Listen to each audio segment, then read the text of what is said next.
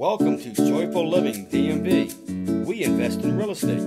Don't forget to subscribe to Joyful Living DMV YouTube channel and visit us online at joyfullivingdmv.com. Okay, so our last topic, and I guess maybe it should have been one of our top topics, but better late than never.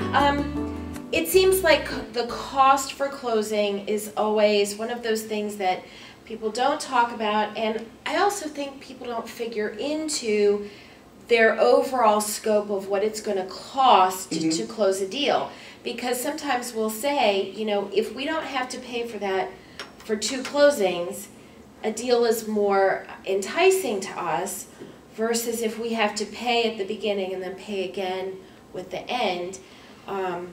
You know, it can save some money. So if you're not using a realtor, because that's a whole nother topic, but if you're not using a realtor, what's the average cost on closing for a Baltimore property? Maybe a row home and a single family, because they're different price points. Okay, so are we talking about title costs or costs of the transaction in general? How about the overall transaction and kind of breaking it down?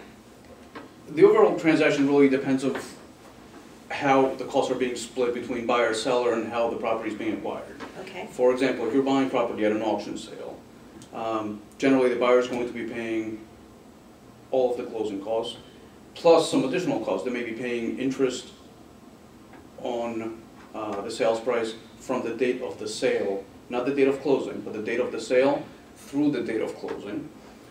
They may be adjusting taxes and utilities from the date of the auction sale through the date of closing. Those obviously are going to increase the cost of closing. Right.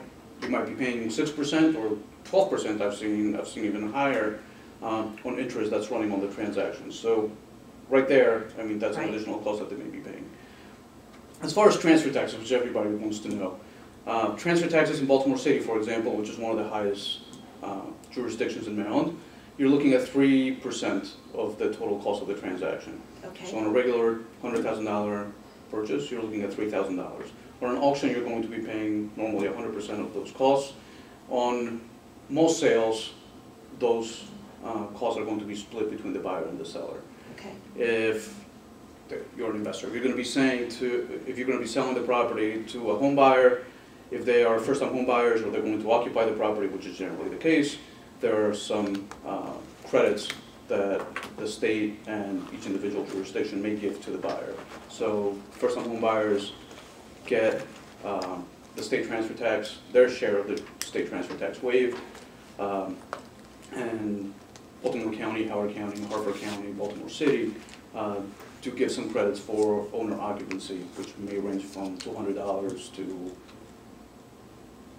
$330, I think, in Baltimore County, for example. Okay. Title fees. So I generally base it between title insurance and all of the other fees associated with the closing and the settlement. Title insurance for a transaction under $500,000, you're generally looking at about $5 per thousand. Okay.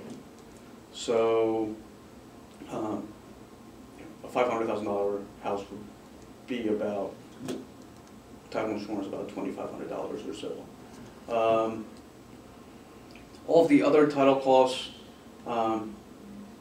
vary a little bit, but you're probably looking around $850 or so for title exam and title search, title insurance binder preparation, courier fees, wire fees.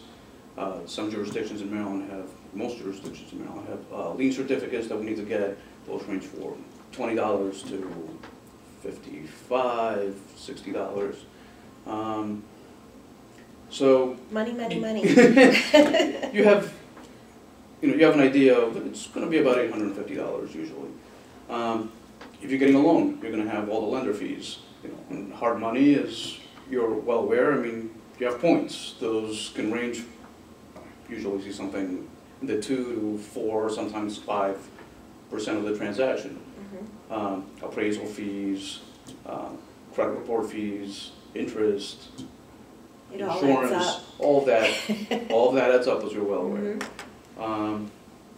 So you have to take all of that into account. Now, I don't really consider them closing costs, but you have what we were talking about before, adjustments between buyer and seller, for taxes, for utilities.